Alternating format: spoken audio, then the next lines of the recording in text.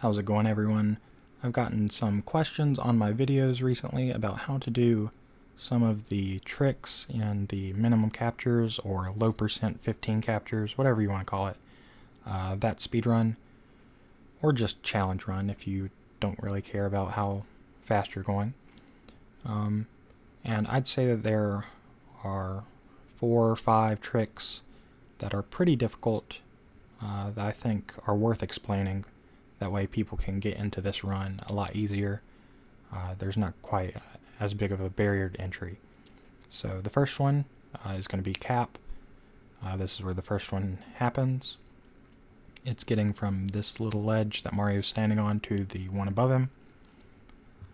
Let's watch the full skip in full speed.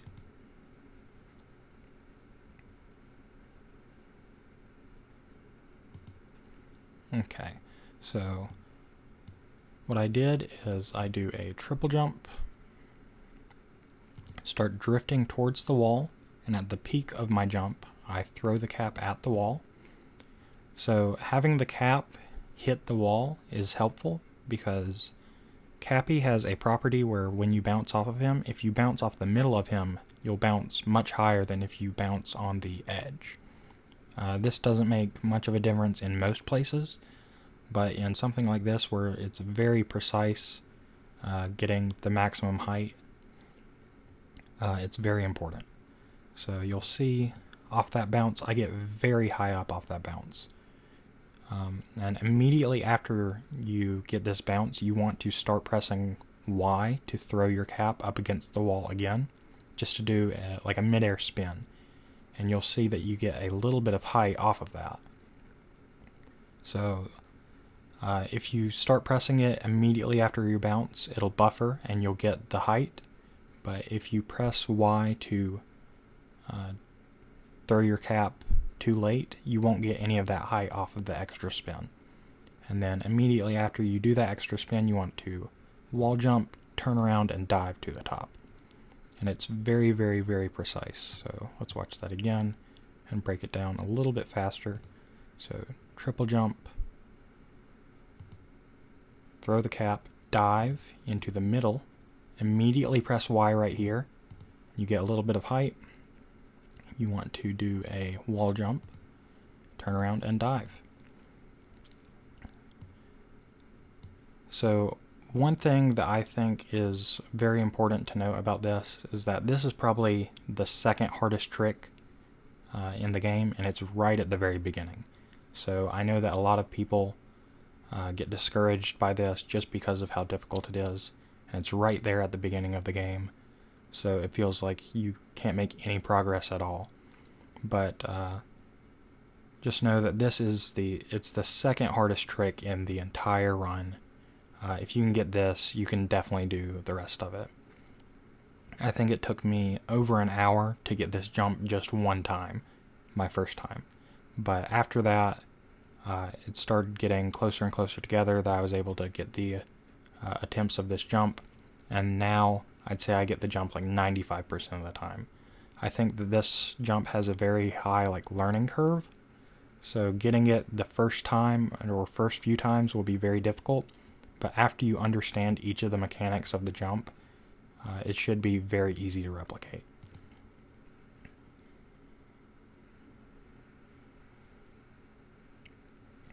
So let's move into Cascade. So the first thing that we're going to learn how to do is how to get up to where the Odyssey is before you get to the first moon. So we want to do this so we can get to the very top where Madame Brood is and hit the checkpoint. So we want to hit the checkpoint first before getting the moon, because if you get the moon first, then the giant bridge will fall down, and you'll see why we need that. And there is an invisible wall between where Mario is and the Odyssey, where the bridge would fall down. So let's show you the trick first, and then I'll explain it. So long jump, throw, dive, wall jump. There we go. So let's explain it.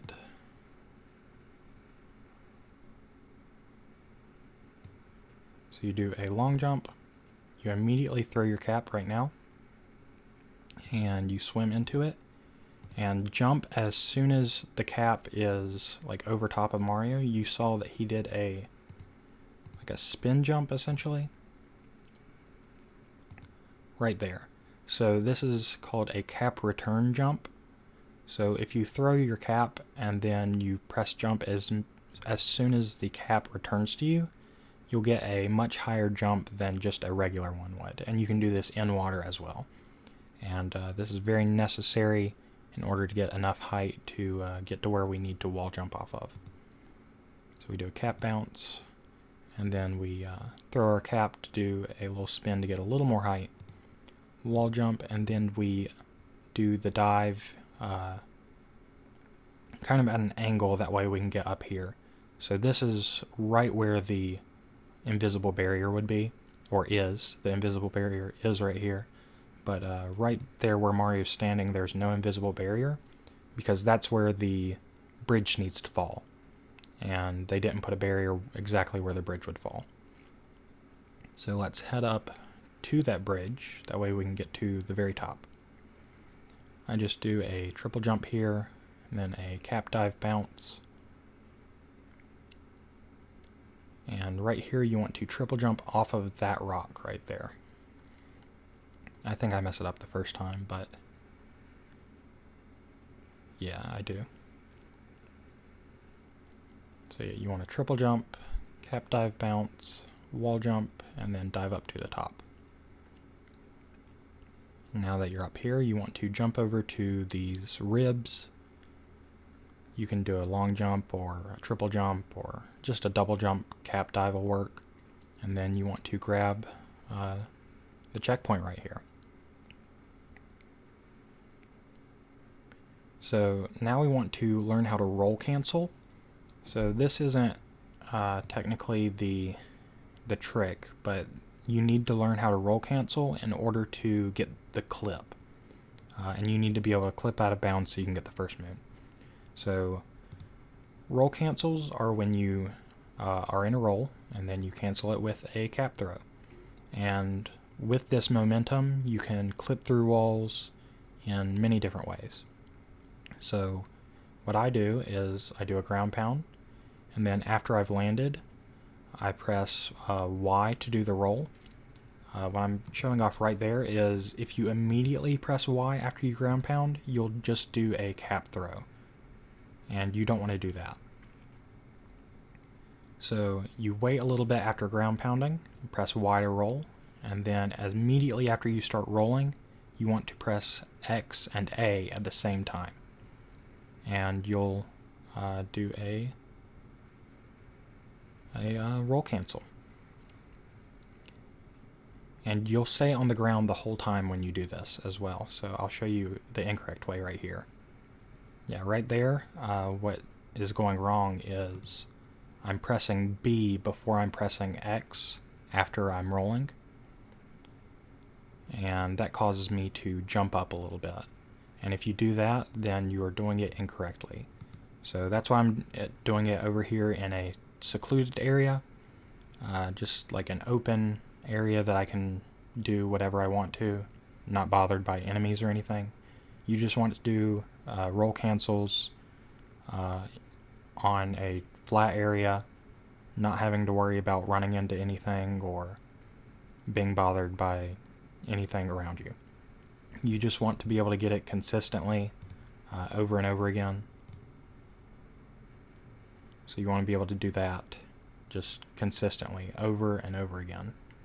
And once you've done that, then we can move on to the clip.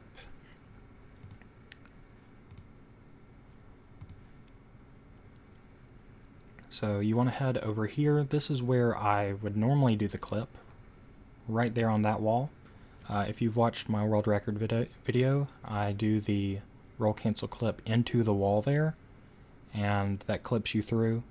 But we aren't going to learn how to do that one because it is much more difficult and it is actually slower as well. there is a new way of clipping called surface clipping, and I'll show you how to do that right now. So you want to line up right here at the surface of the wall. You want to do a roll cancel into the water right there, and then you want to start holding right, and you'll clip right into the wall, just like that. So let's go back and look at that again. So you want to do a ground pound, start your roll, and then immediately after you've started your roll, you want to press X and A at the same time. And then once you've done your roll cancel and you hit the water, you want to hold to the right and you'll clip right in. If it doesn't happen the first time, just keep trying it. I think that this is a much easier way of clipping, very consistent way once you get used to it. When I first learned this category, we had to clip into the walls, and clipping into the walls is very inconsistent, and I think that this way of clipping is much more beginner friendly. I would say that this trick is still the most difficult one in the run, but it is much easier than it used to be. So once you've clipped into the wall here, you want to start spamming A or B, whatever you use to jump, because if you don't, you'll start sinking. But after you've lined up your camera to where you want to go over there to the pillar that has the first moon. And after you're ready, you'll stop jumping. And once you've sunken into the water enough, you want to press LZ or RZ and Y or X. So I do LZ and Y, and that does the dives, or not the dives, but the fast swims underwater that push you straight rather than swimming up and down. So you want to do 3 of those and then swim up to the top. And so now you're right under the first moon. So doing just normal jumps out of the water is not going to work. Also, you can see that I'm bonking my head when I jump up, and that's not what we want to do. So this goes on for a little bit. Just me showing that I bonk my head. But if you move a little more to the right, you jump up much higher and you're not bonking your head. So if you're in the middle, you can't clip through, but if you're on the edge right there, you can clip through, as you can see. So what you want to do is you want to get to the edge where you can jump higher, and then you want to throw your cap and do one of those cap return jumps. I always throw to the left rather than straight or back or to the right, because if you throw to the left, it's more consistent. Let's show that again. So if you throw to the right, your cap will go outside it'll go back in bounds essentially, and then when it's returning, it'll get stuck on this wall, and then you won't know when your cap will clip back in and return to you. So you want to throw it to the left because that's the only way that's still out of bounds. And then as it's returning, you want to press B or A to jump to get that cap return jump. So let's watch it. Yep, just like that. And you'll clip right into the edge. So right now you can't just walk into the center. I should show that. Yeah. So you have to go to the right side in that corner, or you have to go to the left side in this corner. But once you're in there, you can just jump up and grab this first moon. And after you've gotten that moon, the cutscene will play and it drops the bridge. So the reason we went and got that checkpoint is because we can't get back up there now that the bridge has dropped, but since we got the checkpoint, we can just teleport up there.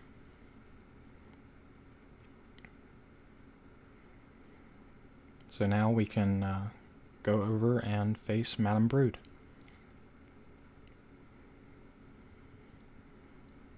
Alright, and now let's learn the jump in Metro. I would say that this trick is much easier than the first two. I think that the tricks get easier from there. The first two kingdoms, Cap and Cascade, have the absolute hardest tricks of the whole game. And then there are a few kingdoms that there's no real hard tricks or anything.